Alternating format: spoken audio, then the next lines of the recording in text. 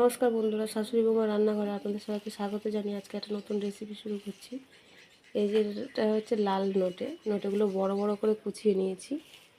আর নোটে শাক, এই যে কাঁকড়া, চিতি কাঁকড়া যাকে বলে, আর এই যে সমুদ্র কাঁকড়া ছোটো ছোটো, এই দুরকম কাঁকড়া দিয়ে আর এটা চচ্চড়ি করবো। দেখুন রান্নাটা কীভাবে করে। কড়াইতে তেল দিয়ে দিয়েছি, তেলটা গরম হয়ে গেছে। এবার এই কাঁকড়াগুলো লবণ আর হলুদ মাখিয়ে নিয়েছি, অল্প করে ভেজে নেব।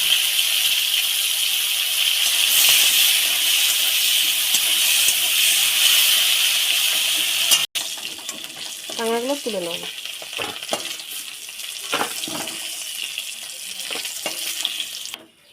দুটো শুকনো লঙ্কা, একটু পাঁচফোড়ন তেলের মধ্যে দিয়ে দেবো। কেটে রাখা আলুগুলো দিয়ে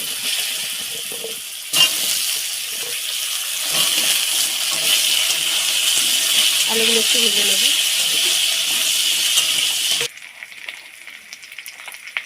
লবণ হাফ চামচ, শাক তো লবণ কমে যাবে, মানে শাকটা পুরো মজে যাবে। হলুদ পরিমাণ মতো, হাফ চামচই মতো। জিরে গুঁড়ো হাফ চামচ। সব মশলা কষিয়ে নেব। এর মধ্যে দিয়ে দেবো এই যে কেটে রাখা বরবটি।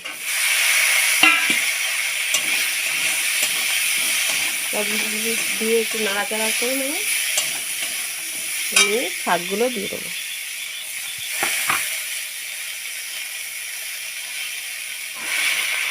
শাকগুলো কিন্তু একটু বড় বড় করেই কাটতে হবে, এরকম ভাজার শাক কাটলে হবে না। একটু চচ্চড়ি মতো তো একটু বড় বড় করে কাটতে হবে। এই দেখুন ডাঁটাগুলো বেশ লম্বা লম্বা আছে। এটাকে আস্তে আস্তে মজিয়ে নিতে হবে।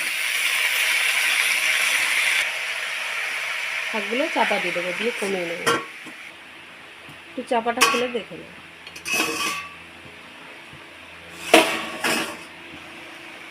কতটা মজে গেছে। দেখুন জল বেরিয়ে গেছে।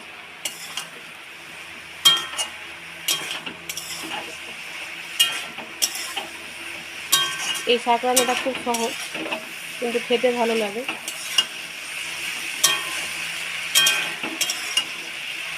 খুব মশলাও লাগে না, অল্প মশলাও রান্নাটা হয়ে যায়।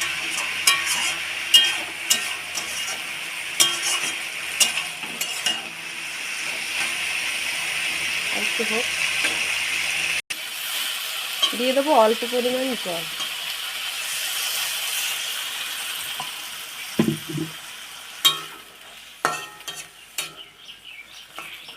আর একটু দেবো, সেটাকে আবার ফুটতে দেবো ভালো করে। কিছু কাঁচা লঙ্কা দিয়ে দেবো, একটু সর্ষে বেটে রেখেছিলাম, এটা দিয়ে দেবো। জল দেবো, দিয়ে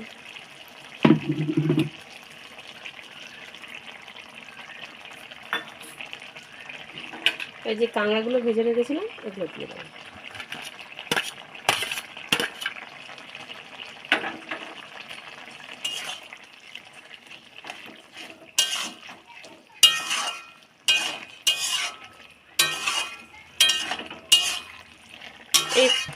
এইভাবে শাক চচ্চড়ি করে দেখবেন, ভালো লাগে খেতে, দারুণ লাগে।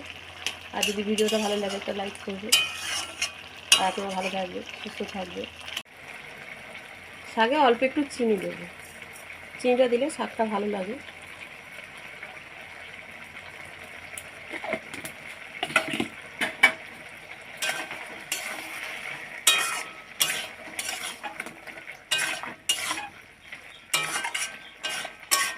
একটুখানি ফুটতে দেবো।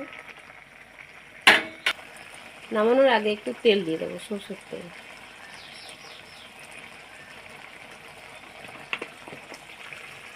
তরকারিটা নামিয়ে নেব।